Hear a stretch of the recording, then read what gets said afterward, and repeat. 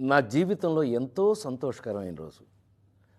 భారత ప్రభుత్వం నాకు పద్మశ్రీ పురస్కారాన్ని ప్రకటించిందని తెలిసినప్పటి నుంచి నా కళ్ళు ఆనందంతో నిండిపోయాయి. ఒక నటుడిని గుర్తించి ఇంతటి గొప్ప గౌరవాన్ని అందించిన భారత ప్రభుత్వానికి నా శిరస్సు వంచి నమస్కరిస్తున్నాను. అలాగే నా పేరుని ఈ పురస్కారానికి సిఫార్సు చేసిన ఆంధ్రప్రదేశ్ ప్రభుత్వానికి, పెద్దలందరికీ నా ప్రత్యేక కృతజ్ఞతలు. కానీ నిజం చెప్పాలంటే ఈ అవార్డు నాది కాదు, మీది.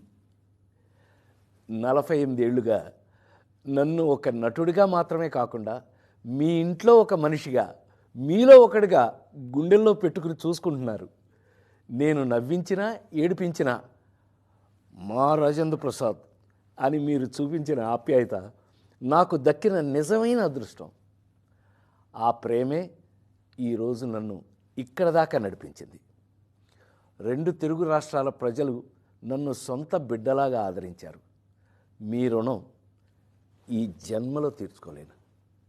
నాతో పాటు ఈ ఏడాది పద్మ పురస్కారాలు అందుకుంటున్న దేశంలోని మహానుభావులందరికీ నా శుభాకాంక్షలు తెలియజేస్తున్నాను. మీ ఆశీస్సులు ఎప్పుడూ నా మీద ఇలాగే ఉండాలి. బ్రతికున్నంత వరకు సర్వదా మీ రాజేంద్ర ప్రసాద్.